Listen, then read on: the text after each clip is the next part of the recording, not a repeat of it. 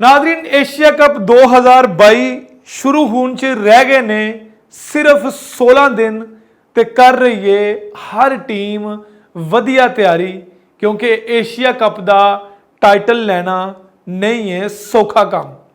अगर असी Asia cup की गल करिए तो एशिया कप लई दो फेवरेट ते हॉट टीमां जिहड़ियां ने वो रवायती हरीफ पाकिस्तान ते टीम इंडिया है। लेकिन असी तुहानू दसदे चलीए कि एशिया कप दे विच मुकाबले जिहड़े ने जिहड़े मैचिज होने ने वो किवें होने ने ओदा शेड्यूल जिहड़ा हैगा वो तुहाडे नाल असी अज दे प्रोग्राम दे विच शेयर करांगे। एशिया कप च टोटल 6 टीमां जिहड़ियां ने वो खेडन जा रही ने जिहदे 2 ग्रुप बनाए गए ने।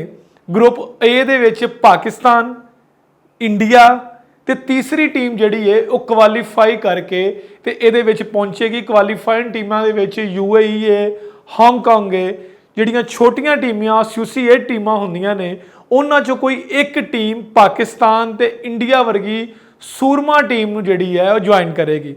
फिर असीं गल करते हैं ग्रुप बी दी। जिहड़ा दूसरा ग्रुप है वो ग्रुप श्रीलंका, बांग्लादेश ते अफगानिस्तान दे उत्ते मुश्तमिल है। अगर असी ग्रुप बी की गल करिए तो यह ग्रुप ए नालों ज़्यादा इंटरस्टिंग है क्योंकि तिन्ने टीमां एक जैसियां ने।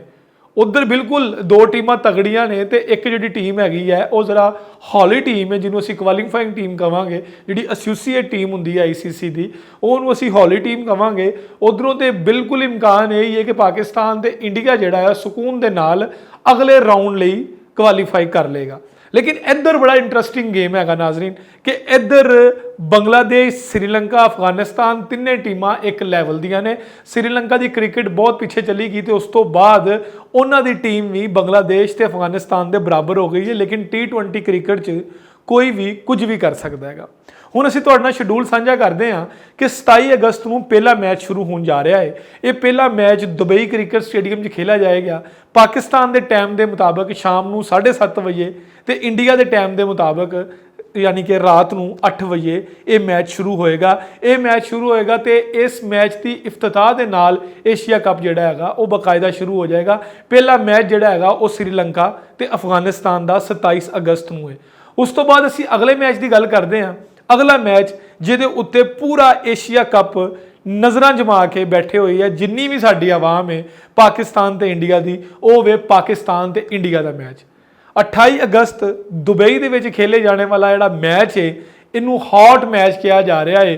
आख्या जा रहा है कि ये मैच जिहड़ा है ये दस देगा कि किहड़ी टीम किन्ने भाव दे नाल ते किन्ने भार दे नाल मैदान दे विच उतर रही है। पाकिस्तान ते इंडिया का यह भी मैच शामी पाकिस्तान के टाइम के मुताबिक 7:30 बजे तो इंडिया के टाइम के मुताबिक 8 बजे जिहड़ा हैगा वो मैच शुरू होएगा।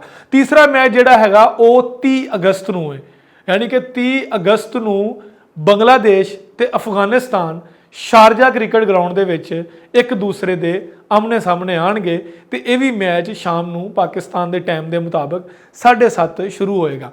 फिर इस राउंड का जो चौथा मैच हैगा वो होएगा इंडिया ते क्वालीफाई करने वाली टीम के दरम्यान। वो क्वालीफाई टीम करने वाली जी टीम होएगी वो हले नहीं पता लगी, वो मुकाबले होणगे तो फिर उस 27 अगस्त तक पता चल जाएगा कि क्वालीफाइंग टीम केड़ी हैगी है।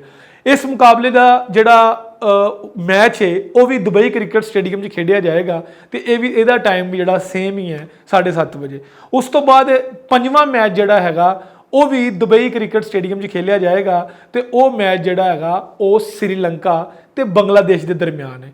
श्रीलंका ते बांग्लादेश के दरम्यान ये मैच जिहड़ा ये भी दुबई क्रिकेट स्टेडियम के। उस तो बाद इस राउंड का आखिरी मैच जिहड़ा हैगा वो पाकिस्तान ते क्वालीफाइंग टीम का शारजा क्रिकेट ग्राउंड से खेडा जाएगा। उस तो बाद नाजरीन यह ग्रुप जिहड़ा हैगा ग्रुप मैचेस जिहड़े हैगे ने दोनों ग्रुप्स के ये खत्म हो जाएंगे। उस तो बाद अगले राउंड का आगाज़ होएगा।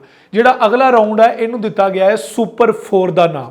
ये सुपर 4 राउंड जिहड़ा हैगा इहदे विच हर ग्रुप दियां 2-2 टीमां अगे जाणगियां। मैं तुहानूं समझा दिंदा कि हर ग्रुप दियां 2 टीमां अगे जाणगियां यानी अगर पाकिस्तान ते इंडिया ਇਸ ਗਰੁੱਪ ਚੋਂ ਕੁਆਲੀਫਾਈ ਕਰਦੀ ਹੈ ਤੇ ਗਰੁੱਪ ਏ ਦੇ ਵਿੱਚੋਂ ਪਾਕਿਸਤਾਨ ਤੇ ਇੰਡੀਆ ਫਰਜ਼ ਕਰੋ ਅੱਗੇ ਚੱਲ ਜਾਂਦੀ ਹੈ। ਉਸ ਤੋਂ ਬਾਅਦ ਗਰੁੱਪ ਬੀ ਜਿਹੜੀ ਹੈਗੀ ਆ ਉਹ ਚੋਂ ਤੁਸੀਂ ਫਰਜ਼ ਕਰ ਲਓ ਕਿ ਸ੍ਰੀਲੰਕਾ ਤੇ ਅਫਗਾਨਿਸਤਾਨ ਅੱਗੇ ਆ ਜਾਂਦੀ ਹੈ, ਯਾਨੀ ਕਿ ਬੰਗਲਾਦੇਸ਼ ਬਾਹਰ ਹੋ ਜਾਂਦੀ ਹੈ ਜਾਂ ਕੋਈ ਵੀ ਟੀਮ ਬਾਹਰ ਹੋ ਜਾਂਦੀ ਹੈ, ਤੇ ਗਰੁੱਪ ਬੀ ਚੋਂ ਵੀ 2 ਟੀਮਾਂ ਅੱਗੇ ਜਾਣਗੀਆਂ, ਯਾਨੀ ਗਰੁੱਪ ਏ ਚੋਂ ਵੀ 2 ਟੀਮਾਂ ਰਹਿ ਜਾਣਗੀਆਂ, ਗਰੁੱਪ ਬੀ ਚੋਂ ਵੀ 2 ਟੀਮਾਂ ਰਹਿ ਜਾਣਗੀਆਂ। ਇਹਦੇ ਵਿੱਚ ਸੈਮੀਫਾਈਨਲ ਨਹੀਂ ਹੋਏਗਾ। ਇਹਦੇ ਵਿੱਚ ਕੀ ਹੋਏਗਾ ਕਿ ਇਹਦੇ ਵਿੱਚ ਇਹ 4 ਟੀਮਾਂ ਇੱਕ ਦੂਸਰੇ ਦੇ ਆਮਨੇ ਸਾਹਮਣੇ ਆਣਗੀਆਂ, ਯਾਨੀ ਕਿ ਇੱਕ ਟੀਮ ਦੂਜੀ ਟੀਮ ਦੇ ਨਾਲ ਇੱਕ ਵਾਰੀ ਖੇਡੇਗੀ ਤੇ ਇਸ ਤੋਂ ਬਾਅਦ ਇਹ ਮੈਚ ਜਿਹੜੇ ਹੋਣਗੇ, ਇਹਨਾਂ ਮੈਚਸ ਤੋਂ ਬਾਅਦ ਜਿਸ ਗਰੁੱਪ ਦੇ ਉੱਪਰ ਟਾਪ ਦੀ ਟੀਮ ਹੋਏਗੀ ਉਹ ਟੀਮ ਜਿਹੜੀ ਹੈਗੀ ਹੈ ਉਹ ਫਾਈਨਲ ਖੇਡੇਗੀ। ਸੁਪਰ 4 ਦੇ ਮੁਕਾਬਲੇ ਅਗਰ ਅਸੀਂ ਵੇਖੀਏ ਤੇ ਇਹਨਾਂ ਮੁਕਾਬਲਿਆਂ ਦੇ ਵਿੱਚ ਸਭ ਤੋਂ ਪਹਿਲਾ ਮੈਚ ਗਰੁੱਪ ਬੀ ਦੀ ਟਾਪ ਟੀਮ ਤੇ ਗਰੁੱਪ ਬੀ ਦੀ ਜਿਹੜੀ ਦੂਸਰੇ ਨੰਬਰ ਦੀ ਟੀਮ ਹੈ ਉਹਨਾਂ ਦਾ ਆਪਸ 'ਚ ਮੁਕਾਬਲਾ 3 ਸਤੰਬਰ ਨੂੰ ਹੋਏਗਾ। ਉਸ ਤੋਂ ਬਾਅਦ ਅਗਲਾ ਮੈਚ ਸੁਪਰ 4 ਦਾ ਉਹ ਗਰੁੱਪ ਏ ਦੀ ਟਾਪ ਟੀਮ ਤੇ ਗਰੁੱਪ ਏ ਦੀ ਹੀ ਦੂਸਰੀ ਟੀਮ ਜਿਹੜੀ ਹੈਗੀ ਹੈ ਇਹਨਾਂ ਦਾ ਆਪਸ 'ਚ ਮੁਕਾਬਲਾ ਹੋਏਗਾ, ਯਾਨੀ ਕਿ ਮੇਰੇ ਖਿਆਲ ਦੇ ਨਾਲ ਇੰਡੀਆ ਤੇ ਪਾਕਿਸਤਾਨ ਇੱਕ ਵਾਰੀ ਫੇਰ ਆਪਸ 'ਚ ਭਿੜਨਗੀਆਂ।